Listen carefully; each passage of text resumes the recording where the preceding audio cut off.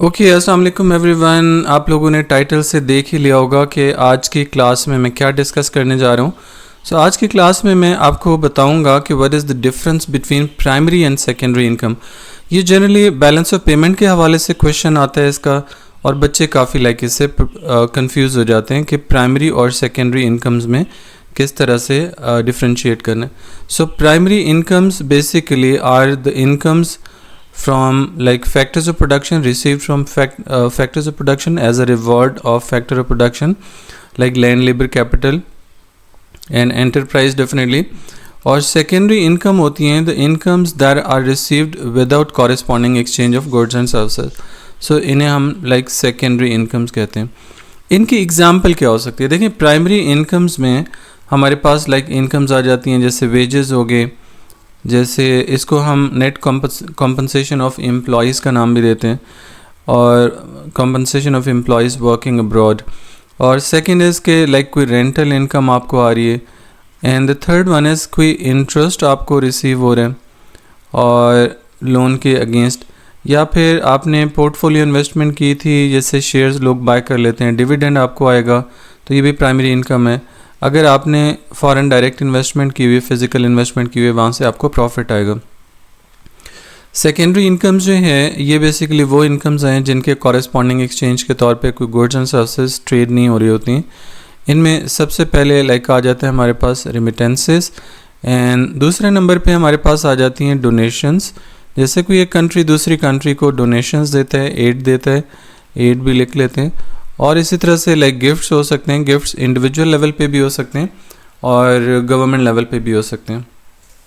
याद रखें, रेमिटेंसेस काफ़ी कंफ्यूज करते हैं बच्चों को। रेमिटेंसेस सेकेंडरी इनकम का पार्ट होता है हमेशा।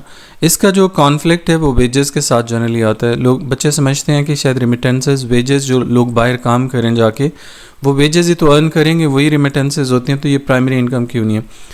तो देखिए, रेमिटेंसेस और वेजेस में फ़र्क है। रेमिटेंसेस बेसिकली वो इनकम है जो आपके कंट्री के रेजिडेंट किसी और कंट्री में जाके काम कर रहे हैं, वहाँ से कमा के वो पाकिस्तान में भेज रहे हैं, या सपोज़ करें इंडियंस हैं तो वो इंडिया में भेज रहे हैं।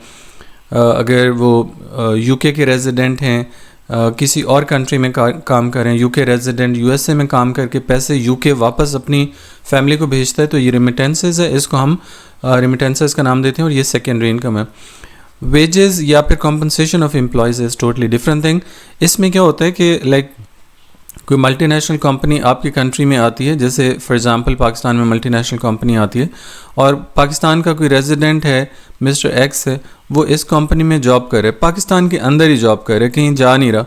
अब ये मल्टीनेशनल कंपनी इस बंदे को जो वेजेस पे करेगी वो बेसिकली प्राइमरी इनकम का पार्ट होगा और वेजेस का पार्ट बनेगा। इसी तरह से अगर कोई यूके के अंदर मल्टीनेशनल कंपनी आती है, यूके के रेजिडेंट उस मल्टीनेशनल कंपनी के अंदर काम करते हैं और उसके अगेंस्ट अगर उनको जो वेजेस मिलेंगे वो उनकी वेजेस कहलाएंगे, या नेट कॉम्पनसेशन ऑफ एम्प्लॉयज़ कहलाता है।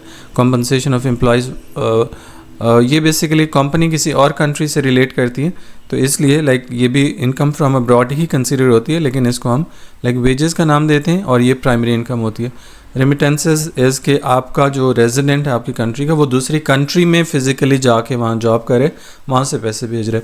I believe this concept is clear. अगर कोई कन्फ्यूजन हो तो ज़रूर लाजमी तौर पे आप चैट में लिख दें, मैं आपको इंशाल्लाह उसका रिप्लाई दे दूँगा। Thank you so much for watching. See you, अल्लाह हाफिज़।